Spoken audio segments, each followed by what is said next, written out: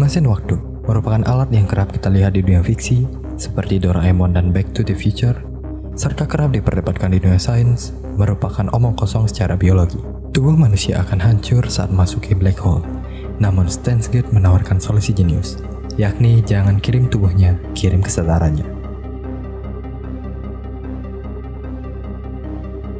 Selamat datang di Kias Mari. Lupakan mesin waktu secara fisik. Hari ini kita akan membedah satu-satunya metode time travel secara teori neuroscience yang mungkin bisa terjadi. Dalam anime Steins Gate, Makise Kurisu, yang merupakan seorang ilmuwan yang tertarik di bidang neuroscience, memiliki teori bahwa memori manusia hanyalah kumpulan ristik di otak. Faktanya, memori manusia memang merupakan kumpulan sinyal listrik dan memiliki lokasi yang spesifik dalam struktur otak, yakni pada hipokampus untuk konsolidasi memori jangka pendek ke jangka panjang. Selain itu, terdapat amigdala untuk menambahkan relevansi emosional pada memori, yang selanjutnya disimpan pada korteks atau lapisan terluar dari otak besar. Lalu, apakah sinyal listrik biologi ini dapat diubah menjadi data digital? Di anime, Makise Kurisu mengklaim memori manusia bisa dikompresi menjadi 3,24 terabyte. Mungkin ini terdengar canggih di tahun 2010, tapi faktanya, itu merupakan angka yang mendekati mustahil. Sebuah studi dari Salk Institute tahun 2015 menemukan bahwa satu sinaps atau hubungan antar neuron bisa menyimpan 4,7 bits, dan di otak manusia terdiri sekitar 86 miliar neuron yang berbicara satu sama lain. Bayangkan 86 miliar neuron itu merupakan sejumlah bintang di galaksi, dan setiap bintang mempunyai ribuan hingga puluhan ribu kabel yang terhubung satu sama lain. Jaringannya begitu masif. Estimasi penyimpanan otak kita sekitar 46-460 terabyte, atau sekitar 14-140 kali dari perkiraan Makise Kurisu. Bahkan riset terbaru dari Harvard dan Google menunjukkan bahwa pemindaian 1 mm kubik otak saja, yakni sekitar 1 butir beras, menghasilkan data sebesar 1,4 petabyte. Jadi, time-lapse mesin bukan hanya memindahkan data, ia melakukan kompresi data yang paling mustahil dalam sejarah sains saat ini.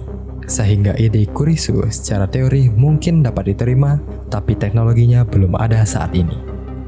Oke, kita sudah banyak bicara tentang otak dan data. Sekarang kita bicara soal kesadaran dan jiwa, karena disinilah time-lapse mesin menagih bayaran termahalnya. Sayangnya, saat ini kesadaran secara neuroscience masih merupakan tanda tanya besar. Kita belum mengetahui bagaimana kesadaran bekerja dan otak mana yang memiliki peranan yang penting dalam kesadaran ini. Namun, jika time-lapse benar bisa dilakukan, akan terjadi fenomena overwriting consciousness. Meski letak kesadaran masih misteri, kita tahu satu hukum yang mutlak. Kesadaran butuh kontinuitas. Masalahnya, time-lapse melanggar hukum tersebut. Saat OKB melompat, dia tidak memindahkan jiwanya. Dia menimpa atau overwrite dirinya sendiri.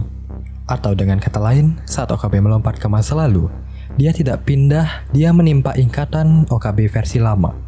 Apa yang terjadi pada kesadaran OKB versi lama yang tertimpa? Apakah dia akan mati? Selain itu, saat proses penyelamatan Mayuri, OKB melakukan time-lapse secara terus-menerus yang menyebabkan otaknya dibanjiri oleh kortisol atau hormon stres secara terus-menerus tanpa henti. Ini menyebabkan atrofi hipokampus atau penyusutan bagian otak pengatur memori dan emosi. Secara psikologi, OKB mengalami learned helplessness atau ketidakberdayaan yang dipelajari. Ini adalah teori yang terkenal dari Martin Seligman. Jika subjek dalam hal ini OKB dihadapi pada situasi traumatis yang tidak bisa mereka hindari, seperti Mayuri yang tetap mati bagaimanapun caranya, subjek akan berhenti mencoba dan jatuh ke dalam depresi klinis yang sangat parah. Ini yang menjelaskan transisi ke Steins Gate Zero. OKB berhenti menjadi Hyoin Kyoma karena otaknya belajar. Apapun yang kucoba hasilnya akan tetap sama. Ini bukan sekedar sedih. Ini adalah kerusakan sistem motivasi di otak atau dopaminergic pathway yang rusak. Time-lapse menciptakan kondisi yang unik. Ingatan OKB tidak sinkron dengan realita fisiknya. Ingatannya mungkin berkata, Mayuri baru saja tertabrak kereta, sedangkan kenyataannya Mayuri tidak apa-apa. Hal tersebut memicu derealization disorder. Penderita merasa di dunia sekitarnya palsu, seperti mimpi atau simulasi.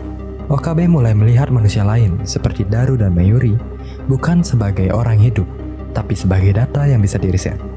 Ini adalah tahap awal seseorang menjadi psikopat atau hilangnya empati dalam dirinya sendiri.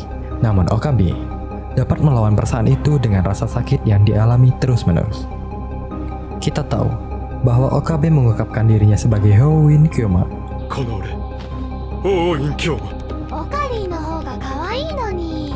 Hal tersebut bukan sekedar gaya-gayaan. Dalam psikiatri, ini adalah coping mechanism atau alter ego yang diciptakan Okabe untuk melindungi dirinya yang rapuh dan untuk menghibur Mayuri. Trauma yang diterima Okabe melebihi ambang batas kognitif atau cognitive threshold. Topeng mad scientist itu tidak lagi cukup kuat untuk menahan beban realita kematian yang berulang. Saat coping mechanism ini hancur, yang tersisa adalah real self atau Okabe asli, yang trauma dan depresi berat. Itulah Okabe di Steins Gate Zero. Time Leap Machine mungkin menyelamatkan nyawa Mayuri secara fisik, tapi secara mental, alat itu membunuh Okabe Rintaro perlahan-lahan dari dalam. Mungkin kita belum bisa mengirim tubuh ke masa lalu, tapi mengirim pesan, mengirim data, itu sudah kita lakukan setiap hari. Steins Gate hanya selangkah lebih jauh. Saat ini, Elon Musk sudah mencoba mengintegrasikan otak manusia ke dalam komputer dalam perusahaannya yang bernama Neuralink. Mungkin nanti, kita bisa memindahkan kesadaran, mengatur memori, atau melakukan perjalanan waktu dengan kesadaran. Steins Gate sangat brilian karena menggunakan celah biologi yakni memori untuk menipu fisika yakni waktu. Saya Ki Asmari, tetaplah berlogika di balik fiksi. Sampai jumpa di analisis berikutnya. Terima kasih. L. Sai Kongaru.